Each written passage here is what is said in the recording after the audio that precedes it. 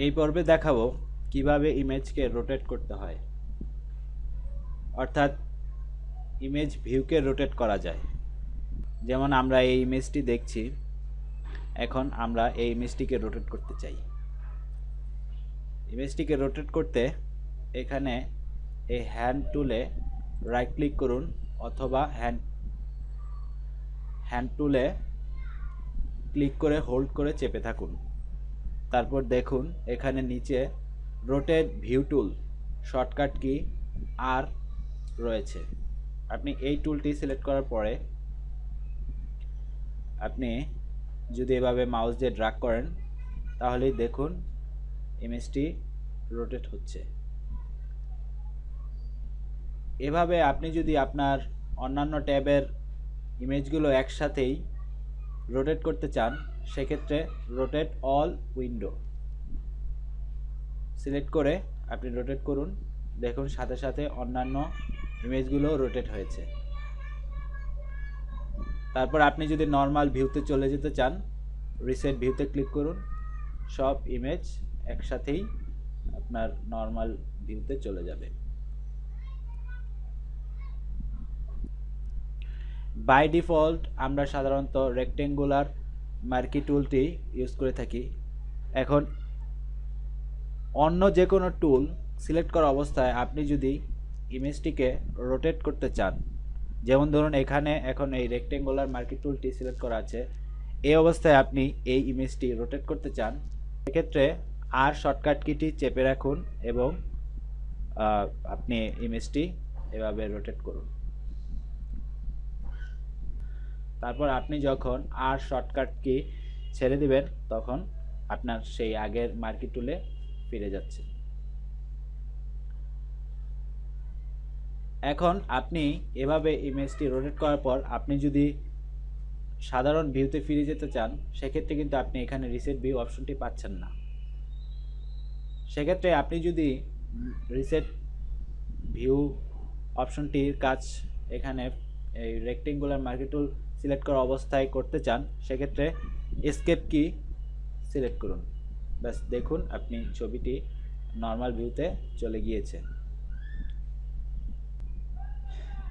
এবার দেখাবো কিভাবে ইমেজের স্ক্রিন মোডটি চেঞ্জ করা যায়।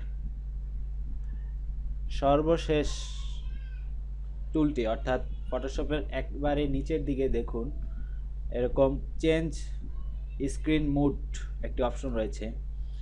এখানে আপনি রাইট ক্লিক করার পর দেখুন তিনটি অপশন রয়েছে: standard screen mode, full screen mode with menu bar, full screen mode. সাধারণত স্ট্যান্ডার্ড স্ক্রিন মোডটি সিলেক্ট করা থাকে। আপনি যদি full screen mode with menu বারে ক্লিক করেন তাহলে ভিউটা এমন পাবেন। এছাড়াও আরেকটি অপশন রয়েছে ফুল স্ক্রিন মোড। এটা প্রথমবার অপশনটি সিলেক্ট করার ক্ষেত্রে এরকম একটি মেসেজ শো করবে, অর্থাৎ আপনি ফুল স্ক্রিন মোডে যখন যাবেন তখন এই প্যানেলগুলো সব হাইড হয়ে যাবে। আপনি যদি এই মেসেজটি আর কখনো দেখতে না চান তাহলে ডোন্ট শো অ্যাগেইন এই চেকবক্সটি টিক দিয়ে রাখতে পারেন। তারপর আপনি ফুল স্ক্রিনে ক্লিক করুন। দেখুন আপনার ইমেজটি ফুল ভিউতে চলে এসেছে। এখন আপনি এই ইমেজটিকে এভাবেই এডিট করতে পারেন। যেমন আপনি যদি এপাশের এই প্যানেলটি চান, সেখানে মাউস নিলে অটো আপনার সেই প্যানেলটি চলে আসবে, অথবা এই পাশে গেলেও আপনার বাকি টুল মেনুটি চলে আসবে। এছাড়াও শর্টকাট কি তো রয়েছেই। আপনি যদি ট্যাব বাটনটি ক্লিক করেন তাহলে আপনি পুনরায় সেই স্ট্যান্ডার্ড বাটনে ফিরে যেতে পারেন। এখন আপনি যদি এই লেয়ার প্যানেলটি হাইড করতে চান, সেক্ষেত্রে শিফট ট্যাব চাপলেই দেখুন আপনার এই প্যানেলটি হাইড হয়ে গিয়েছে। এখন আপনি আপনার প্রয়োজন মতো কাজ করতে পারেন। আবার এই প্যানেলটি ফিরিয়ে আনতে শিফট ট্যাব চাপুন, দেখুন আপনার এই প্যানেলটি ফিরে এসেছে।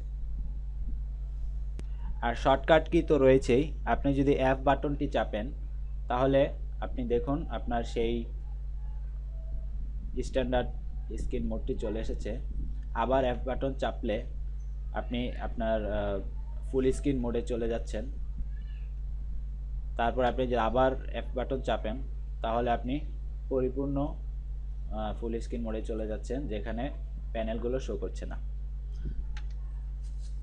এভাবে আপনি আপনার ইমেজটিকে ফুল ভিউ করতে পারেন। ইমেজকে পরিপূর্ণভাবে জুম করতে আরেকটি চমৎকার টুলস রয়েছে, তা হচ্ছে নেভিগেটর। এখানে এই আইকনে ক্লিক করলে আপনি দেখতে পাবেন নেভিগেটর প্যানেলটি, অথবা উইন্ডো থেকেও নেভিগেটর প্যানেলটি সিলেক্ট করতে পারেন। এই প্যানেলটি থেকে আপনি খুব সহজেই ইমেজ ছোট বড় করতে পারেন। এখান থেকে আপনি এই প্যানেলটিও ইচ্ছা করলে ছোট বড় করতে পারেন। যেমন আমি এখানে এইরকম বড় করলাম। এখানে আপনি কাস্টম জুম রেশিও দিতে পারেন। তারপর এখানে দেখুন দুইটি চিহ্ন রয়েছে, একটি ছোট পাহাড়ের মতো আর একটি বড়। আপনি যদি জুম করতে চান এখানে ক্লিক করে জুম করতে পারেন, আর যদি আপনি জুম আউট করতে চান এখানে ক্লিক করেও জুম আউট করতে পারেন। এছাড়া আপনি এই রেক্টেঙ্গুলার সিলেক্টর টুলটি যেখানে সেখানে নিয়েও আপনি ইমেজটি আপনার নিজের মতো করে দেখতে পারেন। আজকে এ পর্যন্তই। আগামী পর্বে দেখাবো